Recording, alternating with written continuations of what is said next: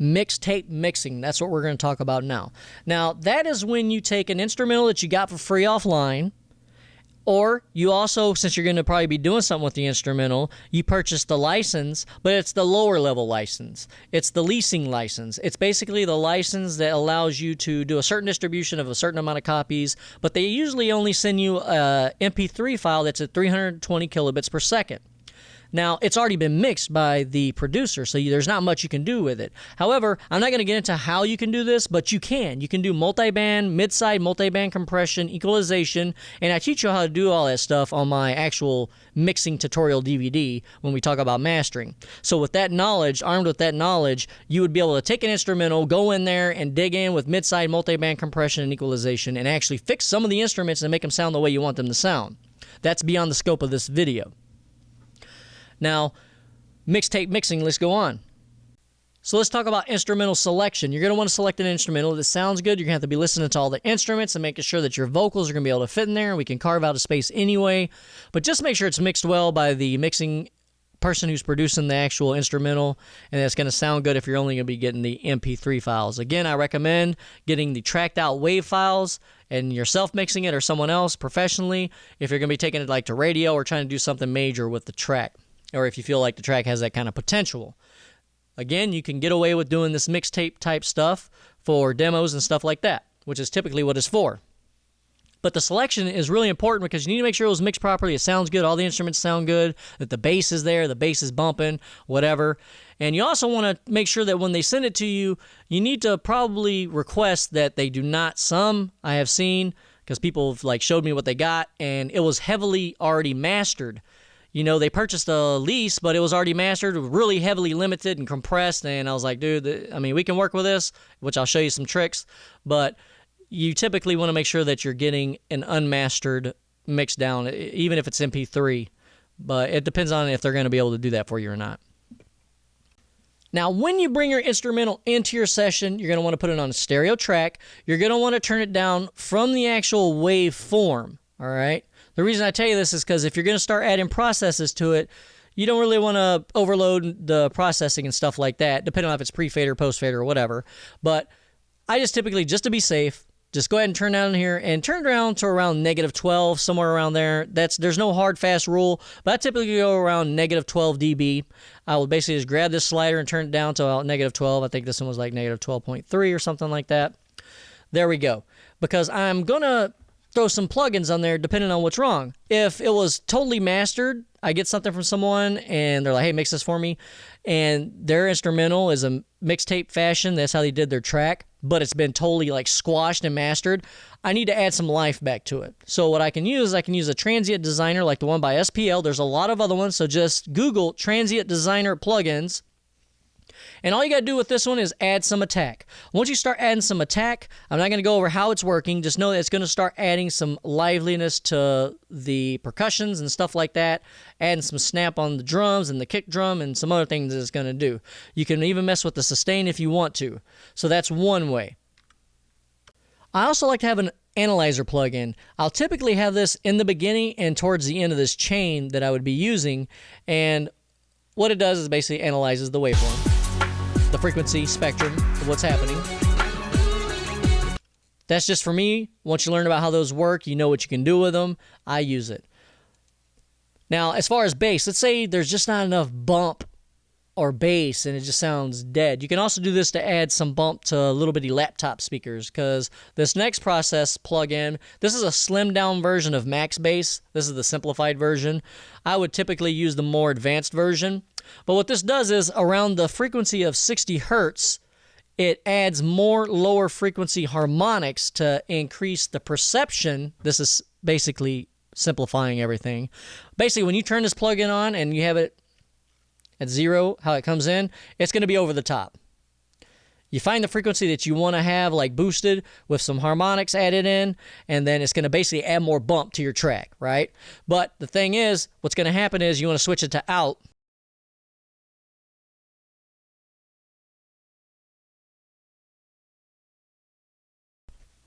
And then you want to bring this down because this is going to be way over the top usually. So you want to bring it into taste. So what I do is I start down here and then I start to bring up the slider until I get in just the bass where I wanted it. All right. And I typically know around what frequency I want to be doing it. But you usually want to do it around, well, I can't say this because it's always going to be different, but 60 hertz, somewhere where that kick drum is, where the bass is, where you want to increase some perception of the bass. What this will also do, this processor also does when it's adding these harmonics, is it allows like laptop speakers and other things to be able to hear this bass because it's taking the harmonics and adding them the harmonics, which makes it seem like it's at a higher frequency, but it's tricking, this is simplifying it, tricking your ear into thinking there's more bass. But there is more bass also. So you can do that to add some bump to the low end of your track. Multi-band dynamics. I'm not going to get into that here, but just know that you can shape certain sounds using multi-band dynamics. You can also go into mid-side mode, which Isotope Ozone has, and only affect the mid and then the side portion. So if there's something like a snare that's panned down the center, I could go to that section of where the snare might be, and with that, and then adjust to where the snare is. And then I can actually go in here and start messing with the attack and the release and then start bringing down the level. And, you know, if I'm in mid or side, I can have more control of that, as well as mid-side EQ. But like I said, I'm not going to get into multi-band compression and how all that stuff works. That's really in-depth stuff to get into because you'd have to understand compression totally first.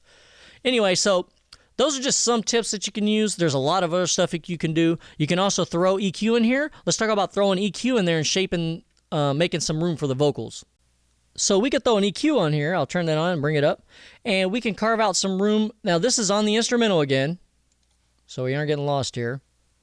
This instrumental up here, that's the track that I'm on. I'm putting this directly on the track. Bring up this EQ.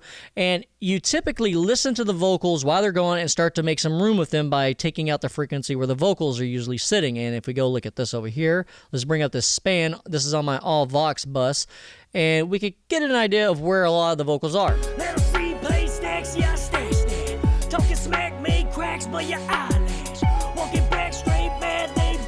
So I got a lot of low frequency removal from my plugin, so that's why you don't see too much going on down here. But this is a range, as you can see, where a lot of the vocals are, all right? That's just generally speaking, okay? So I know that if I EQ within this certain ranges, I can actually, if certain instruments are conflicting with the vocals, and if I'm doing mixtape type mixing, I can actually push back some of those instruments to make room for the vocals. So I could... Talking smack, they cracks, but your eyelash. Walking back straight, mad, they bypass me. On the streets, beats bang. So, listen to this. Talking smack, made cracks, but your eyelash. I'm exaggerating this, okay? I wouldn't do this much, but I'm going to exaggerate it so you can hear how this range area here, basically, I would do more precise EQing, but this range here actually gets rid of a lot of the sound where the vocals would be sitting, and you'll see that the vocals seem to come more forward. When I engage it, you're going to hear some skipping. That's okay. When I engage this, watch how the vocals just come forward. Talking smack, made cracks, but your eyelash. Walking back straight, mad, they bypass me. On the streets, beats banging. Plank leak. Creep swinging.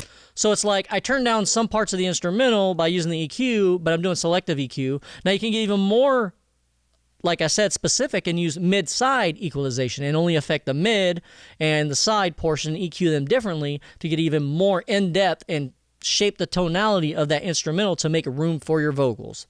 So, I mean, we could go all day with this, but those are just some of the general tips that you need to know when it comes to mixtape mixing.